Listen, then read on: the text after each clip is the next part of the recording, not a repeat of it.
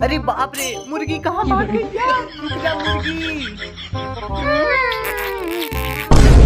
अभी तेरी तीली कहाँ जा रही? अरे मेरी मुर्गी को मारने को। अभी बस मारो मत मारो मुझे। बाप रे, बहुत ज्यादा धोया इन लोगों ने। अभी मुर्गी बाथरूम में कहाँ भाग गई? कौन हो तुम लोग? अरे गलती से मिस्टेक हो गई, सॉरी सॉरी। अबे सालो, अगली बार आ मत जाना, इधर बहुत मारूंगा। बहुत टाइम हो गया, अभी तक आया नहीं है। बैलून बस फटने वाला है। अरे यार, ये कहाँ है मुर्गी? चलो अच्छा, मिल गई वो। अभी कुछ जुगाड़ लगा के उसको पकड़ता हूँ मैं। इस संतरे की जूस की मदद से मैं आराम से उसको पकड़ सकता हूँ। ये डाला प्रेशर और ये गिर गया। अब पकड़ी गई ना ये मुर्गी। अरे मैं पहुँच गया घर। ये लो मम्मी जी। दोस्तों, मेरी मेहनत के लिए 1 लाइक तो बनता है।